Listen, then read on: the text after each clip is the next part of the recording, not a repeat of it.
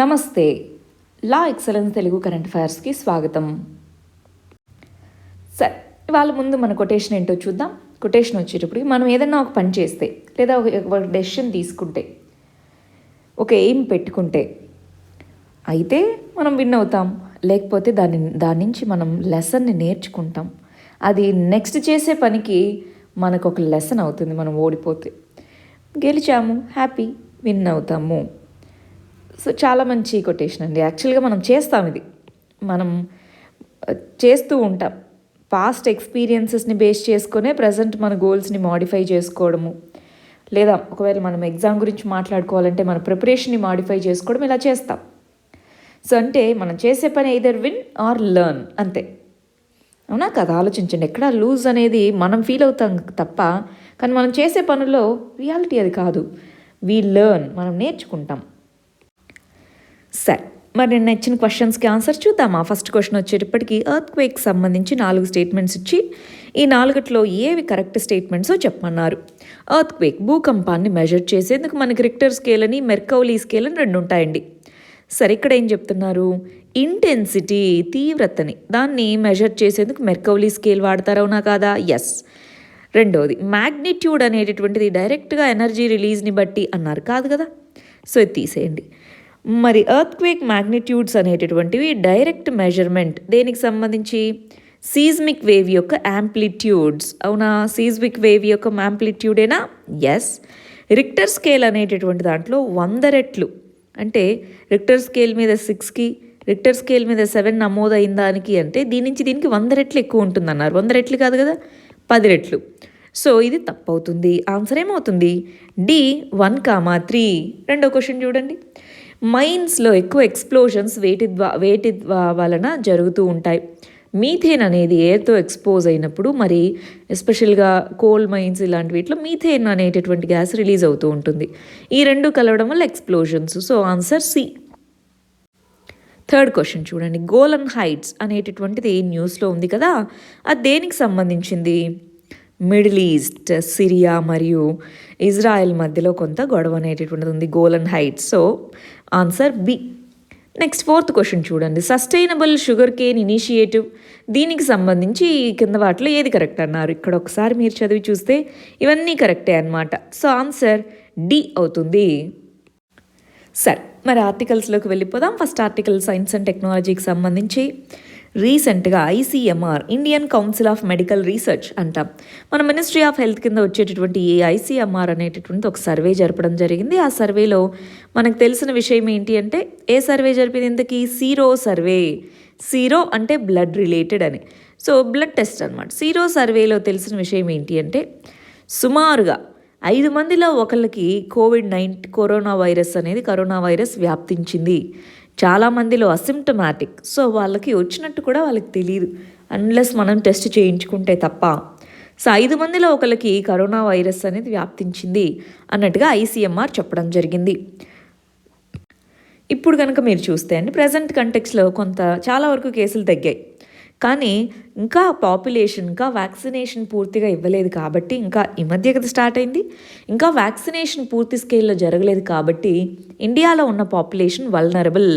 So జాగ్రత్తగా ఉండాలి అన్నది ఈ సర్వే యొక్క కంక్లూజన్ అన్నమాట. ఇక్కడ చూడండి, రీసెంట్గా ఐసీఎంఆర్ సర్వేలో 21.4% మందికి ఈ పర్టికులర్ వైరస్ వ్యాప్తించినట్టుగా తెలియడం జరిగింది. ఎలా చేస్తారండి? ఇది ఒక సింపుల్గా చెప్పాలంటే బ్లడ్ టెస్ట్ అన్నమాట. బ్లడ్ టెస్ట్ తీసుకొని మన బ్లడ్లో ఈ పర్టికులర్ వైరస్కి సంబంధించిన యాంటీబాడీస్ ఉన్నాయా లేదా అని టెస్ట్ చేస్తారు. అదే సీరలాజికల్ టెస్ట్ అన్నమాట. యాంటీబాడీస్ ఉన్నాయి అంటే దాని మీనింగ్ ఇప్పుడు జబ్బు ఉందని కాదు, ఇంతకుముందు వచ్చి ఉండొచ్చు లేదా ఇప్పుడైనా ఉండిండొచ్చు. ఇది కంక్లూజన్ కాదన్నమాట. అందుకే మనకి కంక్లూజన్ కోసం ఆర్టీపీసీఆర్ టెస్ట్ని వాడుతూ ఉంటాం. ఈ సీరలాజికల్ సర్వేలో మనకి యాంటీబాడీస్ అనేటటువంటివి తెలుస్తాయి, యాంటీబాడీస్ ఉన్నాయా లేదా అని. ఎస్ అంటే ఇప్పుడైనా ఉండిండొచ్చు, ఎప్పుడైనా ఉండిండొచ్చు. నో అంటే ఇప్పుడు ఉండిండకపోవచ్చు అని అనమాట. సో ఈ విధంగా సీరలాజికల్ సర్వే, దాన్ని ఉపయోగించి ఐసీఎంఆర్ రీసెంట్గా ఈ విధమైనటువంటి నంబర్స్ని మనకి ప్రొడ్యూస్ చేయడం జరిగింది. నెక్స్ట్ ఇష్యూ వచ్చి ట్యాక్సేషన్కి సంబంధించిందండి. మనకి ఎంప్లాయీ ప్రావిడెంట్ ఫండ్ అనేది ఉంటుంది. ఈ ఎంప్లాయీ ప్రావిడెంట్ ఫండ్లో ఎంప్లాయీస్, ఎస్పెషలీ గవర్నమెంట్ ఎంప్లాయీస్ అయినా సరే, ప్రైవేట్ సెక్టార్ ఎవరైనా సరే ఈ ఎంప్లాయీ ప్రావిడెంట్ ఫండ్లో కాంట్రిబ్యూట్ చేయాలన్నమాట. ఎస్పెషలీ ఆర్గనైజ్డ్ సెక్టర్ అయితే కంపల్సరీ. అయితే దీంట్లో మామూలుగా ఈ ఎంప్లాయీ ప్రావిడెంట్ ఫండ్లో మనం ఎంతైతే మనీ మన శాలరీ నుంచి పెడుతూ ఉంటామో దానికి ట్యాక్స్ ఎగ్జంప్షన్, మనకు ఆ ఎంప్లాయీ ప్రావిడెంట్ అకౌంట్ ఉంటే దాంట్లో ఉన్నటువంటి మనీకి ట్యాక్స్ ఎగ్జంప్షన్ ఉందన్నమాట. అయితే రీసెంట్గా ఈ ఎంప్లాయీ ప్రావిడెంట్ ఫండ్ ఈ అకౌంట్స్లో మనం చూస్తే కొంతమంది అకౌంట్స్లో ఇదిగోండి 103 కోట్ల రూపాయల బ్యాలెన్స్ కూడా ఉంది. అంటే అంత హై నెట్వర్త్ ఇండివిజువల్స్ ఈ బ్యాలెన్స్ అనేటటువంటిది ఉంది. అసలు యాక్చువల్గా ఎందుకోసం తీసుకొచ్చాము, ఎంప్లాయీస్ వాళ్ళకి వచ్చేటటువంటి ఒకవేళ మనీ తక్కువగా ఉంటుంది కాబట్టి ఇన్సెంటివ్గా వాళ్ళకి ట్యాక్స్ బెనిఫిట్స్ కల్పిస్తామన్నది దీంట్లో ఉన్నటువంటిది. అయితే ఇదిగో 50 లక్షల కంటే చూడాలి, ఎవరైతే 50 లక్షల కంటే ఎక్కువ మనీని ఎర్న్ చేస్తున్నారో వాళ్ళకి ట్యాక్స్ బెనిఫిట్ ఉండదు. ఇప్పుడు వరకు ఏంటి, ఎంప్లాయీ ప్రావిడెంట్ ఫండ్లో మనం ఎంత ఆ పర్టికులర్ దాంట్లో ఎంత మనీ వేసుకున్నా ట్యాక్స్ ఫ్రీగా ఉండేది. రీసెంట్ బడ్జెట్లో ఏమైనా ప్రపోజ్ చేశారంటే ఇదిగో 50 లక్షల కంటే ఎక్కువ జీతం 1 సంవత్సరానికి వస్తే వాళ్ళ మీద ఖచ్చితంగా ట్యాక్స్ వేస్తాము అని చెప్పడం జరిగింది. దానికి రీజన్ ఏంటి అంటే ఎంతోమంది హై నెట్వర్త్ ఇండివిజువల్స్ ఉన్నారు. సో వాళ్ళకి ఎందుకు ట్యాక్స్ వేయకూడదు, అదే జీతం వస్తూ ఈపీఎఫ్కి కాంట్రిబ్యూట్ చేయకుండా వాళ్ళకి ట్యాక్స్ వేస్తున్నప్పుడు వీళ్ళకి ఎందుకు వేయకూడదు అంటే ఈక్విటీ ప్రిన్సిపల్ అనేటటువంటిది పోతుంది కదా అన్నటువంటి ఉద్దేశంతో దీనికి సంబంధించి ట్యాక్స్ వేస్తాం. అందరికీ కాదు, 50 లక్షలు అనేటటువంటిది చాలా పెద్ద అమౌంట్ ఏనో కదా, 50 లక్షల కంటే ఎక్కువ శాలరీ వచ్చే వాళ్ళకి అది ఇక్కడ చెప్తున్నది. Next article India USA relations అని మనం చదవచ్చు, లేదా ఇన్ జనరల్గా మన ఫార్మర్స్ ఇష్యూ అని మనం చూడొచ్చు అనమాట. అసలు ఇండియా యుఎస్ఏ రిలేషన్స్ ఎలా ఇంపాక్ట్ అవుతాయి ఫార్మర్స్ ప్రొటెస్ట్కి వీటికి. రీసెంట్గా మనకు తెలుసు కదా, గ్రెటా థాన్బర్గ్, రిహానా వీళ్ళు కొంతమంది సెలబ్రిటీస్ కమెంట్ చేయడము, యూకే పార్లమెంట్లో చర్చించాలని ఇవన్నీ జరుగుతూ ఉన్నాయి. ఇలాంటి కంటెక్స్లో యుఎస్ కూడా ఫార్మర్స్కి రైట్ టు ప్రొటెస్ట్ అనేటటువంటిది ఉంది. సో డైలాగ్ అంటే మాట్లాడడానికి, డిస్కషన్కి అనుమతి ఇవ్వండి, డిస్కషన్ ద్వారా దీన్ని సాల్వ్ చేసుకోండి అని యూఎస్ఏ చెప్పింది. డైరెక్ట్గా అది ఏ విధంగానూ రిలేషన్స్ని ఇంపాక్ట్ చేయవన్నమాట. బట్ యుఎస్ఏలో మీకు తెలిసే ఉంటుంది, వాళ్ళ యొక్క పార్లమెంటరీ భవనం క్యాపిటోల్ బిల్డింగ్ అంటారు. ఆ యుఎస్ యొక్క క్యాపిటోల్ బిల్డింగ్కి కొంతమంది మార్చ్ లాగా వెళ్ళి అక్కడ దాంట్లో వ్యాండలిజం, దాంట్లో కొన్ని పడగొట్టడం ఇలా చేశారు, సెక్యూరిటీని బ్రీచ్ చేసుకొని వెళ్ళారు. మరి మన ఎక్స్టర్నల్ అఫైర్స్ మినిస్ట్రీ దానికి దీనికి లింక్ చేయడం అనేటటువంటిది మరి చాలా కాన్ఫ్లిక్ట్కి, చాలా క్రిటిసిజంకి దారితీస్తుంది అన్నమాట. మీకు తెలిసే ఉంటుంది, ఎక్కడైతే ప్రొటెస్ట్ చేస్తున్నారో అక్కడ ఇంటర్నెట్ సర్వీసెస్ని నిలిపివేయడము ఇవంతా చేశారు. దాంతో ఇవన్నీ కూడా వాళ్ళు ప్రొటెస్ట్ చేసుకునే హక్కు ఉంది, ప్రొటెస్ట్ చేయనివ్వండి అన్నారు. మీరు క్యాపిటల్ హిల్ బిల్డింగ్ దగ్గర వాళ్ళు అలా చేస్తుంటే మీరు ఊరుకోలేదు కదా అని. కానీ అది వేరే కంటెక్స్ట్, ఇది వేరే కంటెక్స్ట్ అండి. అక్కడ వాళ్ళ లీడర్కి సపోర్ట్గా మేము ఇది అని వెళ్ళారు. ఇక్కడ మన వాళ్ళు ఫార్మర్స్ ఆ రోజు జరిగిన ఘటన కాకుండా మామూలుగా మనం చూస్తే ఫార్మర్స్ వాళ్ళు కరెక్ట్ అనుకునేటటువంటి డిమాండ్ మీద వాళ్ళు ప్రొటెస్ట్ చేస్తున్నారు. రైట్, వైలెన్స్ ఎప్పటికీ మనం సపోర్ట్ చేయకూడదు, కానీ రైట్ టు ప్రొటెస్ట్ అనేటటువంటిది ప్రతి ఒక్కరికి ఉంది, పీస్ఫుల్గా ప్రొటెస్ట్ చేసుకునే హక్కు ఉంది. అదే విషయానికి సంబంధించిన ఆర్టికల్స్ ఇవ్వండి. ఈ ఆర్టికల్స్లో కూడా దాని గురించే మాట్లాడడం జరిగింది. రైట్, ఇప్పుడు క్యాపిటోల్ హిల్ బిల్డింగ్ని అక్కడ అటాక్ జరిగినప్పుడు మన ప్రైమ్ మినిస్టర్ అందరూ చెప్పారు కదా ఇలాగ ఉండకూడదని ట్విట్టర్లో ట్వీట్ చేశారు. అలాంటప్పుడు ఇక్కడ జరుగుతున్న వాటి మీద అక్కడ వాళ్ళు ట్వీట్ చేస్తే దానికి మన ఎక్స్టర్నల్ అఫైర్స్ మినిస్ట్రీ రియాక్ట్ అయ్యి మనమే దానికి ఎక్కువ ఇది ఇస్తున్నాము. ఇప్పుడు చూడండి, వాళ్ళు ఎవరైతే 2-3 ట్వీట్ చేయగానే ఇండియా టుగెదర్గా లేకుండా పోదు కదా. సో ఇండియా యునైటెడ్గా ఉంది, ఇండియా టుగెదర్. మన ఇండియా అంత వీక్ కంట్రీ కాదు. ప్రతి దానికి కూడా నేషనలిజం అనేటటువంటి దాన్ని లింక్ చేయడము, క్రిటిసిజం అనేటటువంటిది చేయడం అనేది గవర్నమెంట్ని క్రిటిసైజ్ చేస్తున్నట్టండి, ఇండియాని కాదు. గమనించాలి, ఇండియాని క్రిటిసైజ్ చేయడం వేరు, ఇండియా అనేది అందరూ గవర్నమెంట్ రూలింగ్ పార్టీ అనేది మాత్రమే కాదు. ఇండియా అంటే ప్రతి ఒక్కళ్ళు గవర్నమెంట్ క్రిటిసిజంకి యాక్సెప్టబుల్గా ఉండాలి. ఎస్, సరే, మా వ్యూ పాయింట్ ఇది, గవర్నమెంట్కి ఒక వ్యూ పాయింట్ ఉంది, గవర్నమెంట్ సైడ్ నుంచి గవర్నమెంట్ సైడ్ది కరెక్ట్.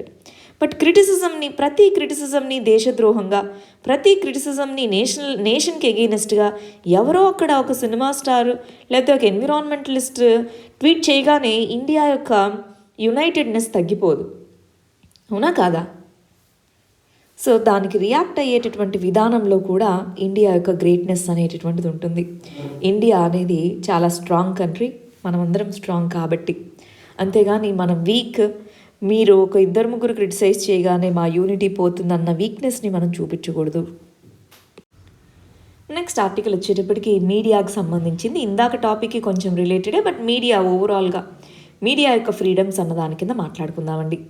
ఇక్కడ ఏం చెప్తుంది మనకి, రీసెంట్గా ట్విట్టర్ అనేటటువంటిది ఇండియా ఫార్మర్స్ జీనోసైడ్, సో దీన్ని ఎందుకు పెట్టారు, దాన్ని తీసేయండి అని అడిగారు. దాన్ని తీసేయండి అనే అధికారం ఉందా లేదా? ఉంది. గవర్నమెంట్కి మన యొక్క ఇన్ఫర్మేషన్ టెక్నాలజీ చట్టం కింద అటువంటి ట్వీట్స్, అటువంటి ట్యాగ్స్ని తీసేయమని చెప్పేటటువంటి హక్కు అనేటటువంటిది, రైట్ అనేటటువంటిది ఉంది. చూడండి, మనము సెక్షన్ 69A ఇన్ఫర్మేషన్ టెక్నాలజీ చట్టంలో సెక్షన్ 69A కింద అటువంటి వాటిని తీసేయండి అని చెప్పాం. మనం రీసెంట్గా చైనీస్ యాప్స్ని కూడా ఈ సెక్షన్ కిందే మా యొక్క సావర్నిటీ ఇది దెబ్బతింటుంది మా యొక్క అన్నట్టుగా మనం చెప్పాం కదా. సో ఇక్కడ పబ్లిక్ ఆర్డర్ ఇవన్నీ కూడా ఉన్నాయి, చెప్పాం, కరెక్టే. కానీ ఎప్పుడూ కూడా ఫ్రీడమ్ ఆఫ్ స్పీచ్ అనేటటువంటిది ప్రొటెక్ట్ చేయాలి, కానీ దాని మీనింగ్ ఇష్టం వచ్చినట్టుగా మాట్లాడడము అని కాదు. అలాగని మరి లా అండ్ ఆర్డర్ అన్నట్టు పేరుతో క్రిటిసిజాన్ని మొత్తాన్ని తొక్కేస్తాము అని కాదు. ఫ్రీడమ్ ఆఫ్ స్పీచ్ అనేటటువంటిది ప్రొవకేటివ్ స్పీచెస్ని తీసేసేదానికి దాన్ని తగ్గించాలి. అలాగే ఫ్రీడమ్ ఆఫ్ స్పీచ్ అనేటటువంటిది లాంగ్ టర్మ్లో ప్రొటెక్ట్ చేసుకునేలాగా ఉండాలి, రైట్? క్రిటిసిజం అనేటటువంటిది ఒక లెవెల్ వరకు యాక్సెప్టబుల్గా ఉండాలి, దాని తర్వాతే ఇది వెళ్తుంది. వాళ్ళకి స్టూడెంట్ అడిగారండి, మీ ఒపీనియన్ ఏంటి ఫార్మర్స్ మీద మీ ఒపీనియన్ ఏంటి అని. అది ఫార్మర్స్ అని కాదు, అక్కడ ప్రొటెస్ట్ చేసుకునే అధికారం, అంటే వాళ్ళ యొక్క ఫియర్స్, ఈ చట్టాలు వస్తే మాకు ఇది అవుతుంది అని ఏదైతే, ఇప్పుడు చాలామంది దాన్ని వాళ్ళు టెర్రరిస్టులని, వాళ్ళు వేరే పొలిటికల్ పార్టీస్ వాళ్ళని ప్రోద్బలంతో వాళ్ళు వచ్చారని చెప్తున్నారు. కానీ లాస్ట్ 3 monthsగా మనం చూస్తూ ఉంటే వాటిలో చాలా తక్కువ నిజం ఉంది అన్నట్టుగా తెలుస్తుంది కదా. ఫార్మర్సే నిజంగానే అక్కడ వాళ్ళకి గ్రీవాన్సెస్ అనేటటువంటి ఉన్నాయి. మరి దాన్ని అడ్రస్ చేయాల్సిన బాధ్యత గవర్నమెంటే దాన్ని చొరవ తీసుకొని అడ్రస్ చేయాలి. Next article, pandemic. మనకి విశ్వ మహమ్మారి ఈ టైంలో ఏ విధంగా గ్యాప్స్ అనేటటువంటివి ఉన్నాయి, వాటిని ఏ విధంగా మనం అడ్రస్ చేయాలి అని చెప్పేసి. చూడండి, పాండమిక్ రాగానే మన యొక్క హెల్త్ కేర్ సిస్టమ్ అనేటటువంటిది ఏదైతే ఉందో, ఆ హెల్త్ కేర్ సిస్టమ్ అనేటటువంటిది అడిక్వేట్గా ఉండిందా? ప్రాపర్గా లేదు. మనం ఫస్ట్లో మీరు గమనించే ఉంటారు, పీపీఈ కిట్స్ కానీ ఈవెన్ మాస్క్ కూడా కొన్నిసార్లు సరిగా అవైలబుల్గా లేని సిచ్యువేషన్ స్టార్టింగ్లో. So health care infrastructure, oxygen cylinders కానివ్వండి, బెడ్స్ కానివ్వండి, ఐసీయూస్ కానివ్వండి, సో ఇదంతా కూడా చాలా వీక్గా ఉన్నటువంటి సిచ్యువేషన్. ఇలాంటి సిచ్యువేషన్ మళ్ళీ వస్తే, ఇలాంటి సిచ్యువేషన్ నెక్స్ట్ టైం వస్తే దానికి ఏ విధంగా రెడీ ఉండాలి, గవర్నమెంట్ ఏ విధంగా రెడీ ఉండాలి. ప్రైవేట్ సెక్టార్ హాస్పిటల్స్ చూడండి, మామూలు టైంలోనేమో అసలు గవర్నమెంట్ హాస్పిటల్సే వేస్ట్, ప్రైవేట్ హాస్పిటల్సే బెస్ట్, ఇలాంటిదంతా చూపించినవి ప్రైవేట్ హాస్పిటల్స్ కొన్ని రోజుల వరకు కంప్లీట్ క్లోజ్ డౌన్లో ఉన్నాయి. అక్కడ ఎవరు పనిచేసింది? అల్టిమేట్లీ గవర్నమెంట్ హాస్పిటల్సే, అవునా కదా? తర్వాత వచ్చాయి కోర్స్, బట్ స్టార్టింగ్లో రెస్పాన్స్ అంతా కూడా గవర్నమెంట్ హాస్పిటల్సేనా, అఫోర్డబిలిటీ వైజ్గా కానీ అన్నిట్లోనూ. సో ఇదే కంటెక్స్లో గవర్నమెంట్స్, సివిల్ సొసైటీ అందరూ కలిసి వర్క్ చేయాల్సినటువంటి సిచ్యువేషన్. ఇప్పుడైనా సరే ఇలాంటి డిసీజెస్ని ప్రివెంట్ చేయాలి అంటే సర్వీలియన్స్, ఇక్కడ ఇది మొదలైందనగానే దాన్ని ట్రాక్ చేసుకొని దాన్ని సర్వీలియన్స్ అనేటటువంటిది బెటర్గా ఉండాలి. దాంతోపాటు ఇన్వెస్ట్మెంట్స్ అన్నవి ఇంకా బెటర్గా ఉండాలి. హెల్త్ కేర్కి సంబంధించినటువంటి ఇన్వెస్ట్మెంట్స్ మనం రీసెంట్ బడ్జెట్లో చూసినట్టు ఇన్వెస్ట్మెంట్స్ పెంచుతున్నాము అని చెప్పారు. కానీ మనం గమనించి చూస్తే ఆ ఇన్వెస్ట్మెంట్లో మిగిలిన పార్ట్స్ని కూడా, న్యూట్రిషన్ ఇవన్నీ కూడా దాంట్లో కాంపోనెంట్గా ఉన్నాయి హెల్త్ ఇన్ఫ్రాస్ట్రక్చర్తో పాటు. సో ఇంకా బెటర్గా, ఇంకా ఎక్కువ అలొకేషన్స్ చేసుకోవాలి, దాన్ని ప్రయారిటైజ్ చేసుకోవాలి. డివైడ్, ఎక్కడైతే మనకి ఇన్ఈక్వాలిటీస్ అనేటటువంటి ఉన్నాయి, బాగా డబ్బులున్న వ్యక్తి ట్రీట్మెంట్ తీసుకునేదానికి, డబ్బు లేని వ్యక్తి ట్రీట్మెంట్ తీసుకునేదానికి, ఆ డివైడ్స్ అనేవి హెల్త్ కేర్లో తగ్గాలి. ఆ హెల్త్ కేర్ డివైడ్స్ అనేటటువంటివి ఏవైతే ఉన్నాయో అవి తగ్గాలంటే ఎవరి ద్వారా అది తగ్గగలుగుతాయండి? ఓన్లీ గవర్నమెంట్ ఇంటర్వెయిన్ అయినప్పుడు మాత్రమే అవి తగ్గగలుగుతాయి. Next article year 10th class inter board exams అనేటటువంటివి అసలు ఇయర్ 1 గోల్ అంటే ఒకేసారి కండక్ట్ చేయాలా లేదా 2 ఫేజెస్లో అట్లా ఏమన్నా కండక్ట్ చేయాలా అని. అయితే ఈ ఇయర్ మనకు తెలిసే ఉంటుంది, చాలా మంత్స్ వరకు స్కూల్స్ ఇవన్నీ షట్డౌన్లో ఉన్నాయి. లెర్నింగ్ అనేటటువంటిది ఎవరికైతే డిజిటల్ ఇన్ఫ్రాస్ట్రక్చర్ అందుబాటులో ఉండి ఎవరైతే కొంతవరకు పే చేయగలిగేటటువంటి పరిస్థితుల్లో ఉండి కొంచెం బెటర్ క్వాలిటీ స్కూల్స్ వీటిలో ఉన్నారో వాళ్ళకి కొంతవరకు అందగలిగాయి. కానీ లెర్నింగ్ అనేటటువంటిది అంత ప్రాపర్గా జరగలేదు అని మనం చెప్పచ్చు. దాంట్లోనూ ఇనీక్వాలిటీస్ ఉన్నాయి అని చెప్పచ్చు, అవునా? ఈ ఇనీక్వాలిటీస్ని వీటిని దృష్టిలో పెట్టుకోవాలి. కానీ ఇప్పుడున్నటువంటి పరిస్థితుల్లో మరి ఎగ్జామ్ కండక్ట్ చేయకపోతే వచ్చేటటువంటి నష్టం ఎక్కువ అంటే ఎస్. సో రిమోట్ లెర్నింగ్ అనేటటువంటి దాంట్లో ప్రాబ్లమ్స్ ఉన్నాయి కాబట్టి కొంత టైం తీసుకొని ఇప్పుడు అన్నీ మళ్ళీ స్కూల్స్ రీఓపెన్ అయ్యాయి. సిలబస్ని కట్ డౌన్ చేసుకుంటూ ఇది ఒక ఆపర్చునిటీగా ఎందుకు తీసుకోకూడదండి? ఇది ఒకసారి ఆలోచించండి. మనకి చదివావా, ఈ పాయింట్ తెలుసా, ఈ మ్యాథ్స్ చేయి, ఇలా కాకుండా పిల్లల యొక్క థింకింగ్ అబిలిటీస్ మీద క్వశ్చన్స్ ఇస్తే వాళ్ళు కొంత సిలబస్ నుంచి అయినా సరే పిల్లల యొక్క థింకింగ్ అబిలిటీస్ని బేస్ చేసుకుని ఇలా క్వశ్చన్ పేపర్స్ మారిస్తే ఎలా ఉంటుంది? ఒకసారి ఆలోచించి చూడండి. Next article India Myanmar relations. ఓవరాల్గా మయన్మార్లో ఏం జరుగుతుంది అన్న దానికి సంబంధించి లాస్ట్ 3 డేస్గా మనం అది చదువుకుంటూనే వస్తున్నామండి. మయన్మార్లో మిలిటరీ కు అనేటటువంటిది ఏ విధంగా జరిగింది, ఆంగ్ సాన్ సూచీ దానికి సంబంధించి ఏ విధంగా రెస్పాండ్ అయ్యారు, అసలు ఇంతకుముందు 1980స్లో ఏ విధంగా ఉండింది, మరి అప్పుడు మనం ఎలా రెస్పాండ్ అయ్యాము, తర్వాత ఎలా ఇవన్నీ మనం చదువుకున్నవే. సో ఈ కంటెక్స్లో మనం ఎందుకు గట్టిగా వార్నింగ్ ఇవ్వట్లేదు, మయన్మార్కి ఎందుకు గట్టిగా వార్నింగ్ ఇవ్వలేకపోతున్నాం? యుఎస్ఏ ఇచ్చింది మేము శాంక్షన్స్ వేస్తాం అది ఇదని, మనం ఎందుకు ఇవ్వలేకపోతున్నాం అంటే అక్కడ మనం దూరం అయిపోతే చైనా అనేది క్లోజ్ అవుతుంది. సో రేపు 10 o'clockకి మనకి దీనికి సంబంధించినటువంటి ఒక వీడియో, ఇండియా మయన్మార్ రిలేషన్స్ మన ఐఆర్ సిరీస్లో ఈ వీడియో రేపు మార్నింగ్ అప్లోడ్ అవ్వబోతుందండి. దాంట్లో ఇంకొంచెం డీటెయిల్డ్గా ఎందుకు మనకు అది ఇంపార్టెంట్, ఎందుకు మనం దాన్ని ఏం అనలేకపోతున్నామో చూద్దాం. మన నెక్స్ట్ ఆర్టికల్ పాలిటీకి సంబంధించి మర్సీ పిటిషన్ అంటున్నాం. ఇక్కడ ఏంటి మర్సీ పిటిషన్, దేనికి సంబంధించి, ఎవరు ఈ మర్సీ పిటిషన్కి సంబంధించిన దాంట్లో ఎవరెవరు ఇన్వాల్వ్ అయి ఉన్నారు, దాంట్లో ఏముంది అని మనం చూస్తే రాజీవ్ గాంధీ అనే పేరైతే మనకు అందరికీ తెలుసు కదా, మన former prime minister. So Rajiv Gandhi యొక్క హత్య జరిగింది. ఆ రాజీవ్ గాంధీ హత్య కేసులో చాలామందిని అరెస్ట్ చేశారు. వాళ్ళలో కొంతమంది మాకు క్షమాభిక్ష పెట్టండి, మరణశిక్ష విధించారు, మాకు క్షమాభిక్ష పెట్టండి అని అడుగుతున్నారు. వాళ్ళలో మరి గవర్నర్ క్షమాభిక్ష పెట్టాలి, కానీ గవర్నర్ వచ్చేటప్పటికి ఎప్పుడండి 1990స్లో 1991లో ఆయన హత్య జరిగింది కదా. సో అప్పటి నుంచి అరెస్ట్ చేశారు, కొంతమందికి డెత్ పెనాల్టీ విధించారు. సో మెర్సీ పిటిషన్ అంటారు, క్షమాభిక్ష పెట్టుకున్నారు. ఆ క్షమాభిక్ష అనేటటువంటిది గవర్నర్ క్షమాభిక్ష ఎందుకు పెట్టాలి, స్టేట్ లా ప్రకారం వాళ్ళకు పనిష్మెంట్ ఇస్తున్నారు కాబట్టి గవర్నర్ దగ్గర ఆగుంది. మరి దానికి సంబంధించిన ఆర్టికల్స్ అవేంటో చూద్దాం. ఆర్టికల్ 161 ప్రకారం గవర్నర్ మరి క్షమాభిక్ష పెట్టేటటువంటి హక్కు అనేటటువంటిది ఉందన్నమాట. కంప్లీట్గా తీసేయలేరు, మరి క్షమాభిక్ష తగ్గించేటటువంటిది ఉంది. అదే ఆర్టికల్ 72 కింద ప్రెసిడెంట్ ఆఫ్ ఇండియాకి ఆ పవర్ అనేటటువంటిది ఉందన్నమాట. అయితే ఇక్కడ కనిపిస్తున్నటువంటి వ్యక్తి కనిపిస్తున్నారా? సో ఇతను పెరియవలన్. సో అతను ఏమంటాడంటే, నేను అక్కడ బ్యాటరీస్ వాళ్ళు అడిగినవి సప్లై చేశాను ఆ బాంబ్ తయారు చేయడానికి, కానీ వాళ్ళు నార్మల్గా బ్యాటరీస్ అడిగారు అనుకున్నానే, కానీ అది వాళ్ళు బాంబ్ తయారీ కోసం అడిగారని నాకు తెలీదు. సో నన్ను ఈ విధంగా ఇంప్లికేట్ చేశారు, నేను ఏ విధంగానూ ఇది కాదు అని. సో ఎన్నో సంవత్సరాల నుంచి అడుగుతూ ఉన్నారు. సుప్రీంకోర్టు మరి ఈ ఇయర్ జనవరిలో కూడా చెప్పింది, ఇదిగో గవర్నర్ డిలే చేస్తున్నారు కాబట్టి దీనికి సంబంధించి అతని కేసుని మేము వింటాము అన్నట్టుగా చెప్పడం జరిగింది. ఇంతకుముందు కూడా అతనికి క్షమాభిక్ష పెడతారా లేదా ఒకసారి పరిగణలోకి తీసుకోండి, మీరేం చెప్పుకుంటే ఎట్లా అన్నట్టుగా అడగడం జరిగిందనమాట. సో మనం పాలిటీ పాయింట్ ఆఫ్ వ్యూలో అసలు ఆర్టికల్ 161 ఏంటి, ఆర్టికల్ 72 ఏంటి అని తెలుసుకోవాలి. ఇక్కడ ఇంకొక విషయం ఏంటి అంటే, ప్రెసిడెంట్కి గవర్నర్కి క్షమాభిక్ష పెట్టేందుకు ఒక టైం లిమిట్ అనేది ఇవ్వాలా. ఒక టైం లిమిట్ ఇస్తే వాళ్ళ మీద ప్రెషర్ పెట్టినట్టే, ఒక టైం లిమిట్ ఇవ్వకపోతే ఇలా డిలే అవుతున్నట్టే. మరి ఏం చేయొచ్చు ఒకసారి ఆలోచించండి. నెక్స్ట్ ఆర్టికల్ సోషల్ జస్టిస్కి సంబంధించి ప్రధానమంత్రి మాతృవందన యోజన. ప్రధానమంత్రి మాతృవందన యోజన కింద 1.75 కోట్ల మంది బెనిఫిషరీస్కి సుమారు 5,000 కోట్ల రూపాయల వరకు ఫండింగ్ అనేది లాస్ట్ 2 సంవత్సరాల్లో వచ్చింది అన్నట్టుగా చెప్పారు. ఈ ప్రధానమంత్రి మాతృవందన యోజన అనేటటువంటి స్కీమ్ ఏంటి? దీన్ని 2016లో అనౌన్స్ చేశారు. 2017 నుంచి ఇంప్లిమెంట్ చేస్తున్నాం. 5,000 రూపాయలని ప్రెగ్నెంట్ మరియు లాక్టేటింగ్ విమెన్కి ఇన్సెంటివ్గా 5,000 రూపాయలని ఇవ్వడం జరిగింది.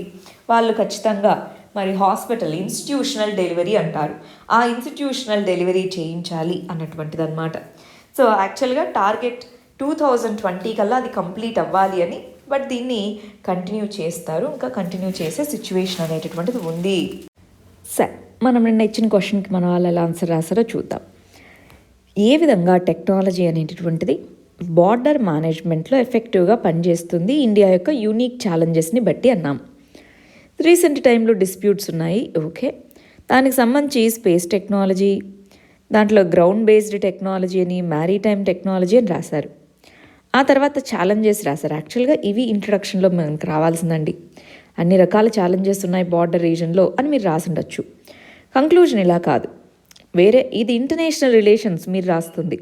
మనం ఇక్కడ ఏ విధంగా టెక్నాలజీ యొక్క రోల్ అన్నాము అంటే, మేబీ మనము నిన్న చదువుకున్నది ఏంటి, స్మార్ట్ ఫెన్సెస్ అన్నాం కదా, దాని గురించి రాయాలి కదా మీరు, అవునా? సో అవి మెన్షన్ చేసుకోవచ్చు. ఇంటిగ్రేటెడ్ బార్డర్ మేనేజ్మెంట్ అని మీరు రాయొచ్చు.